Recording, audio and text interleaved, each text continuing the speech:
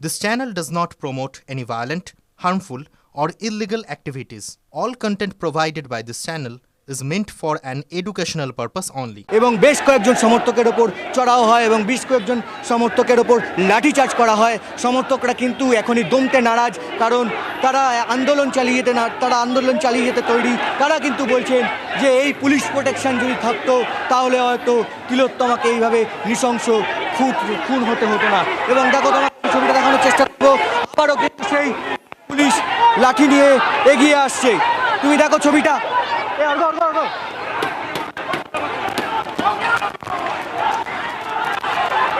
এদিকে আয় না,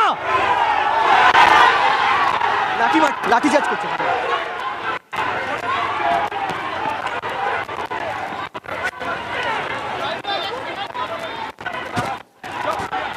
তুমি দেখো, তোমাকে ছবিটা দেখানোর চেষ্টা করবো। আজকে কিন্তু এই রবিবারের বিকেলে যে বাইপাস চত্বর, সেই বাইপাস চত্বর কিন্তু কার্যত রণক্ষেত্র হয়ে উঠেছে। তার কারণ এখানে আন্দোলনকারীরা, যারা ইস্ট বেঙ্গল মোহনবাগান সমর্থক, তারা কিন্তু এখানে প্রতিবাদের ভাষা তুলতে এসেছিলেন, তারা প্রতিবাদ করতে এসেছিলেন।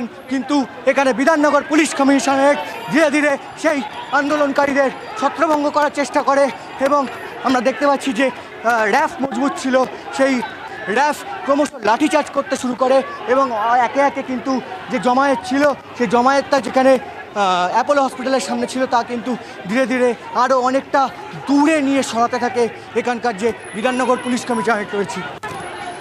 দেখো, ক্রমশ কিন্তু এগিয়ে যাচ্ছে সমর্থকদের, ক্রমশ তারা করছে কিন্তু এখানে যারা বিধাননগর পুলিশ কমিশনারেটের র্যাফ রয়েছে। তুমি দেখো ছবিটা আবার দেখানোর চেষ্টা করবো তোমাকে, আমার ক্যামেরা পার্সনকে বলবো।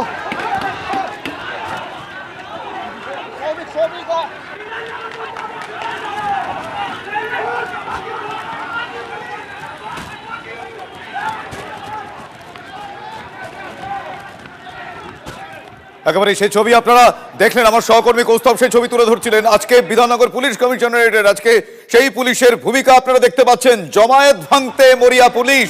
আজ ডার্বি বাতিল হয়ে যায় ঠিকই, কিন্তু সেই ডার্বি ঘিরে যে উন্মাদন, আমরা জানি ইস্ট বেঙ্গল বনাম মোহনবাগান। আজ ইস্ট বেঙ্গল বনাম মোহনবাগান নয়, আজ ইস্ট বেঙ্গল এবং মোহনবাগান একসঙ্গে। ইস্ট বেঙ্গল মোহনবাগানের ফ্ল্যাগ সঙ্গে তার সমর্থকরা আজকে তাদের একটাই স্বর, জাস্টিস ফর আরজি কর।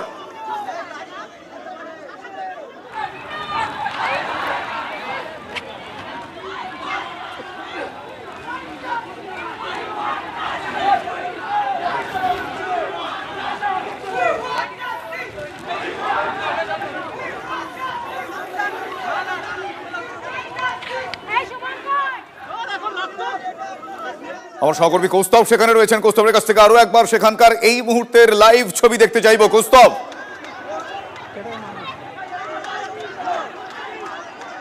দেখো, তোমাকে এই ছবিটা আমি দেখানোর চেষ্টা করবো। আমি আমার ক্যামেরা পার্সনকে বলবো এই ছবিটা দেখাতে, যে বিধাননগর যে পুলিশ কমিশনারেট রয়েছে, সেই বিধাননগর পুলিশ কমিশনারেট কিন্তু র্যাফ যে ছিল মজবুত করা, সেই র্যাফ কিন্তু একে একে এগিয়ে আসছে এবং পুরো জায়গাটা কিন্তু ফাঁকা করে দেওয়া হয়েছে এবং সমর্থকরা যারা এখানে ছিলেন, সেই সমর্থকদের ওপর লাঠিচার্জ করা হয়। তুমি দেখো, রাস্তার দুপাশে কিন্তু সমর্থকরা জড়ো হয়েছিলেন এবং শুধু রাস্তার এক পাশে নয়, রাস্তার অপর পাশেও কিন্তু এই বিধাননগর পুলিশ কমিশনারেটের র্যাফ তারা যাচ্ছে এবং গিয়ে সমর্থকদের ওপর তারা লাঠিচার্জ করছে এবং ছত্রভঙ্গ করার চেষ্টা করছে। তোমাকে দেখো ছবিটা দেখানোর চেষ্টা করব। ধীরে ধীরে কিন্তু এটা অনেকটা দূর এগিয়ে নিয়ে যাচ্ছে এবং দেখো, যে ভারতীয় যে কোস্টগার্ড আবাসিক ছিটমহল রয়েছে, ঠিক তার সামনে কিন্তু এই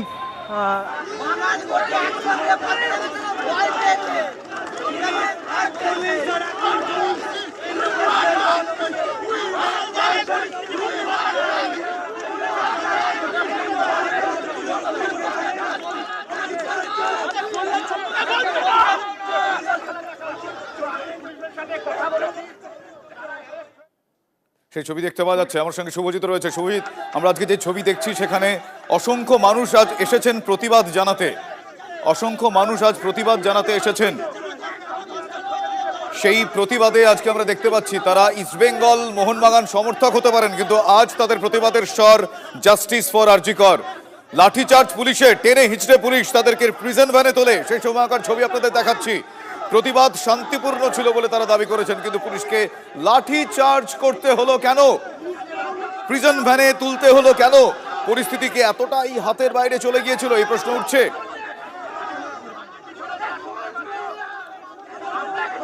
ডার্বি বাতিল হয়ে গেলেও মানুষের স্বর বাতিল করা যায় না, মানুষের প্রতিবাদ বাতিল করা যায় না।